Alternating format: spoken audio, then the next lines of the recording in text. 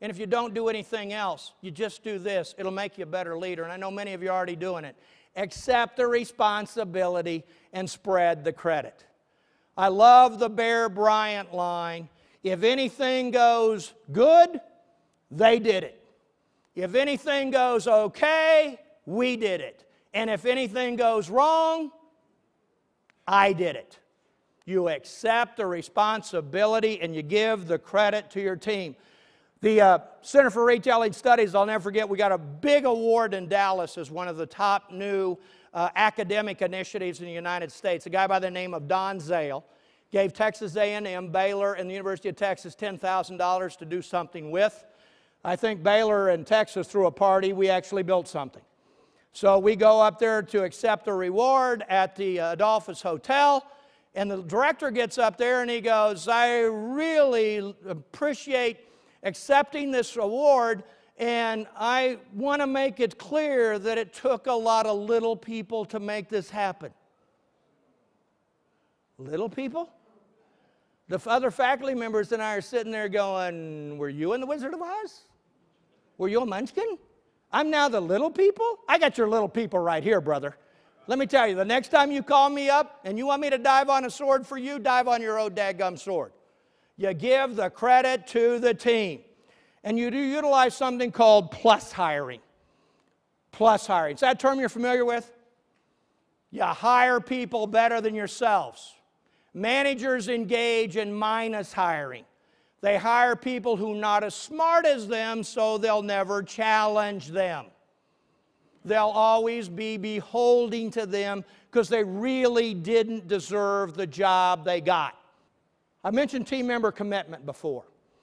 And let's look at some research that was done by a company called Aon Consulting, their benefits side, about what builds commitment in team members.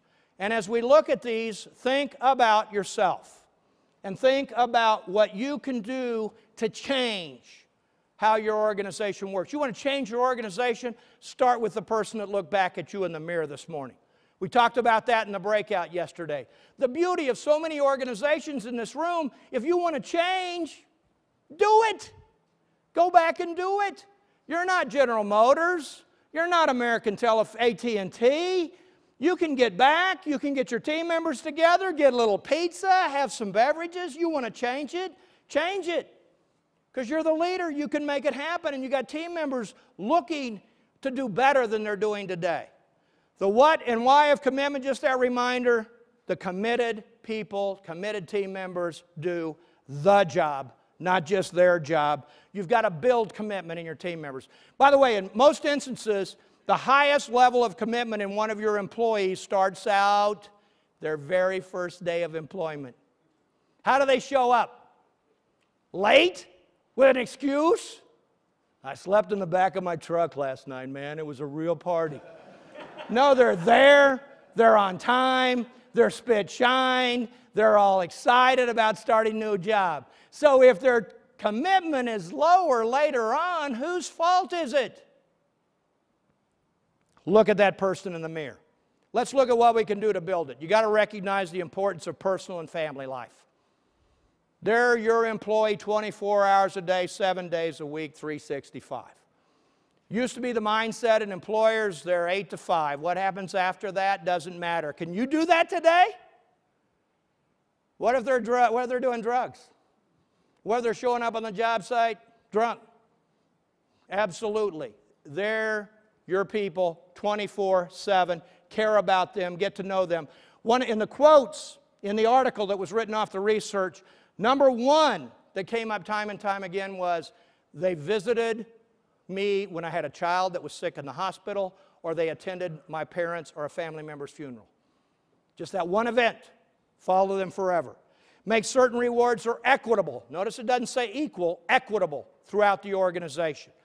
Based on their performance, based on the impacts, based on their effort, that's what it's got to be based on. Keep benefits competitive with other areas employers, and this is a huge challenge today in the benefits arena. Let team members know where the organization is going and what their role is. I'll never forget, I had a manager one time who said to me, George, I'd tell you what the strategy is, but I'd have to kill you. Have you ever had that said to you before? Have you ever heard any piece of information you'd take that deal on? Really?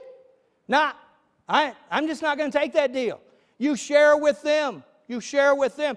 This one manager one time said to me, George, what if I share it and they leave? I said, what if you don't and they stay?